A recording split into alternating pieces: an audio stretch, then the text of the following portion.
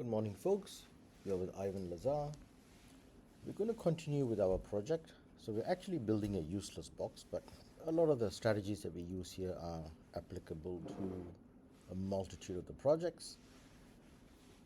All right, let's get right down to it. So this is where we left off from the last video. And today we are going to be building the back wall and the one at the front as well. So we're going to start by building out the back first and then doing a rectangular pattern to get the front wall. So let's rotate our object so we can now access the back. All right, so I've turned it around so I can look at it from the back. Look, it doesn't matter if it looks not perfectly oriented. As long as I can access this region, we are in a good shape. Just making sure before we start, we have got the main project highlighted, so the active component is highlighted right up there, and we're going to assemble new component, and let's call that the back. And okay, so we've got a new component, and you find that that's now appeared in our project browser, and it's highlighted, and you notice they're all at the same hierarchy, right? So it tells you that all of these portions belong to the main object right there. And if you look at the event bar here, or the history bar just right at the bottom, it shows you all the things I've done, and always goes in pairs of 3: new component, sketch, and an extrude. New component, we had to get an offset plane there, but again a sketch and an extrude. New component, sketch, extrude. We did a pattern there to get the second wall, and we could be doing something similar here. So we'll need an offset plane again. So I'm going to do a construct offset plane, and we're going to select the plane. I'm not sure if you can see this. So let me zoom in. Can you see there's a plane right there? Right, there's one here, there's the way the base is, and this one right there. So I'm going to select that plane, right? And now that's come out really clearly. Now before doing anything, I'm just going to orbit a little bit just to show you where that plane is. So can you see that plane right there? It's right along that leading edge, just about there. All right, so this is a good view. I'll leave it here, and then I'm going to put a distance of, now this is not thickness, although it's 3 mm. I'm just selecting that I want it to in by 3. All right, so what that means is it's not putting a piece of paper, right? A plane that is 3 millimeters in from that leading edge, and then I'm going to go OK. All right, let's just rotate this a little bit so I can access that. Okay, now that's clearer. Okay, now we're going to do a create sketch. Now we're going to select that new plane, yes, and you see this wall is in the way. So if you look at this this eye icon on the wall, if you click that wall disappears. And you can and see that this is the original plane that Fusion gives you, and that's the new one that I have done, right, which is 3 millimeters in. So we're going to select that plane. All right, so Fusion's brought it up, so it looks like this. And let's turn the eyesight back for the wall again, and then the wall appears, right?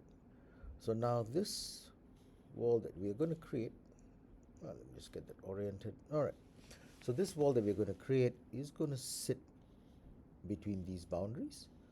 All right, so let's get that sorted. Just a 2-point rectangle ought to do, and we're going to catch it at that corner. We don't have a dimension for this one. We just want to place it from that corner to this corner so that the wall kind of fits in that space. So you notice if it's a closed shape, when I move it in, the color changes, so the Fusion recognizes that it is a closed shape. All right, next thing we need to do is to create, well, should we do a 2-point rectangle? Let's give it a go. So 2-point rectangle ought to do this as well. All right, now just slide down here and make sure you don't take the center. Do not take the center point at anywhere else. All right, click once, right, and we want that to be 15 mm. So It's a 15 by 3, so if you want to type it, you can go 15 tab 3, right? Oh, I'm sorry, it should be thickness on this one. 15 tab thickness. There we go. Making sure it's making sure it's on this side. Because if you put your mouse here, it's going to build a rectangle on the inside, but we want it to stick out into the wall here. So I got to make sure my mouse is on the outside before I hit an enter. And there you go. That's done that. Now we're going to repeat that process again. 2-point rectangle. Again, taking care not to pick the center, and just coming down. I'm just going to type 15 tab thickness. All right, we got that as well. And making sure the mouse is on the outside, hit enter. That's built out this additional tab right there. And we got to do one at the bottom as well. So I reckon we're just going to do the same size again. Yes, so we'll do, oh, well, you know what? This is a little bit shorter. And we could do 15, or if you prefer, you could do 10. But I'm just going to stick to the same one, right? So we're just going to go thickness on this one, and tab 15 on that one. There we go. All right, so we now have 3 tabs, all right, and that sits in this manner.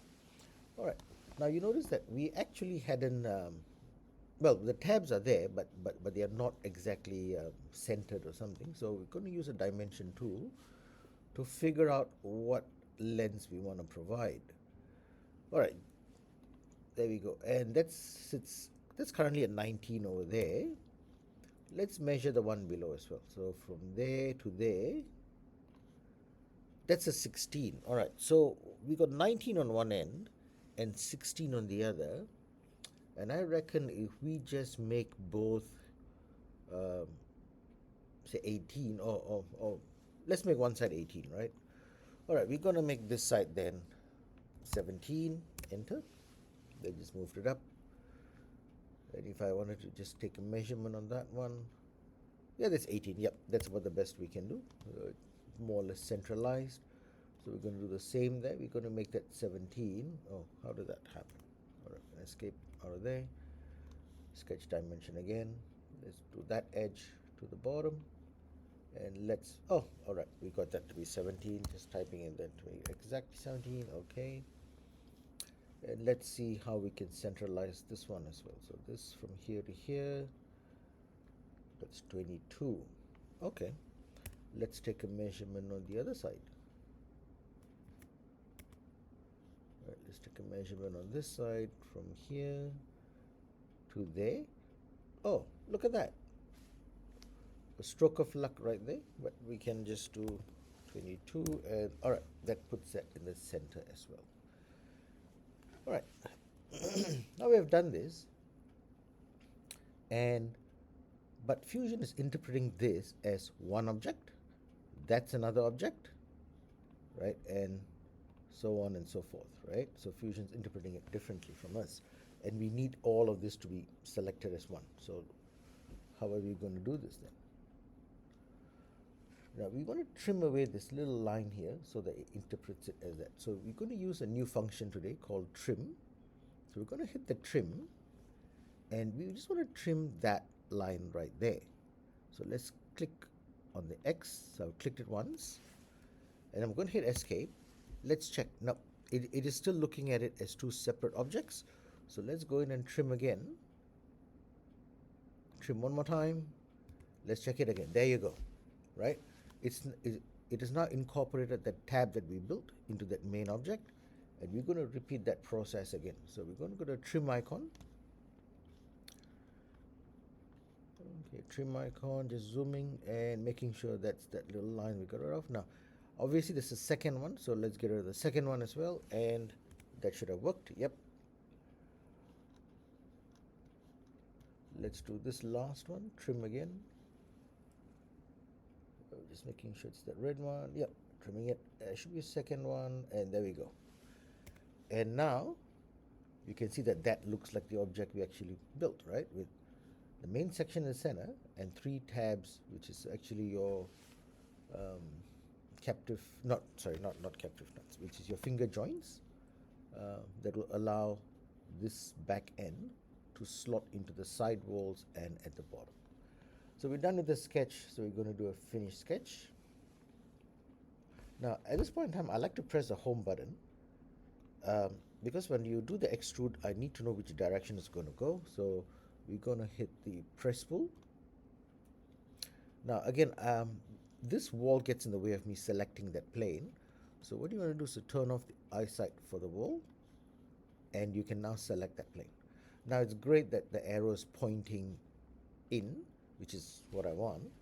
So we're going to select the distance as thickness. Now, if on your computer the arrow is pointing the wrong direction and you want it to go this way, you just got to put a negative sign. I'll just demonstrate that a little bit here. If you put a negative sign, can you see that the arrow of the direction of extrusion changes?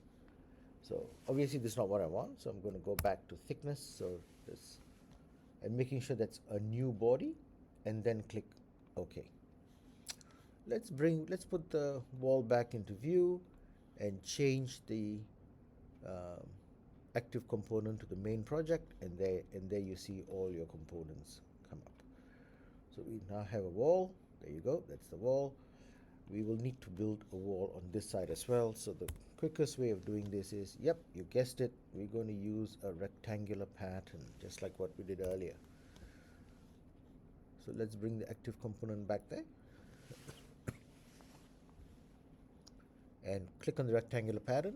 Now, if on your computer this icon does not appear, and that sometimes happens because your screen is a little bit smaller than what I have, and so Fusion does not always display that icon. So you go in create pattern, rectangular pattern, so you can select that, which is exactly the same icon. All right, objects, so we're going to just select that object, and then we're going to go to axis. All right, now for the axis, you need to select any line that's going to go in the direction that you're going to move it, right? So we're going to move it from this end to that end. So we're going to go in that direction. So I'm just going to pick any line that goes that way.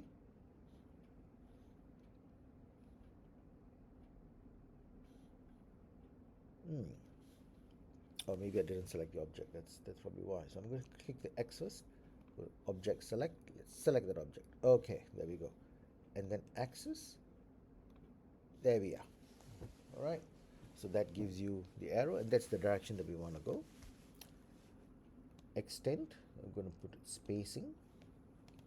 Quantity we want is only, well, I'll demonstrate that. So let's put a distance of 50.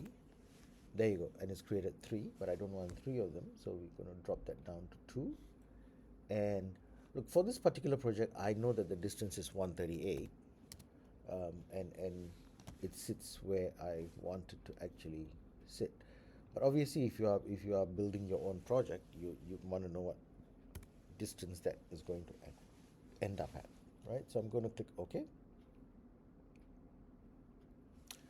and it appears as back 2, right? So let's bring our thing back to the main project. There we go. All right, and if you just rotate it around, and you can see both of those appear right there, right? The front and the back is just done. All right, let's click on that button. Okay, now on this particular wall, we will later on create a captive nut joint right at the top, but for now let's just leave it because there are a couple more things I need to do first, right? We'll come back to this one again. All right, that's the end of today's video, creating a front and a back wall with a rectangular pattern. So remember to save your work, and we'll catch you in the next section.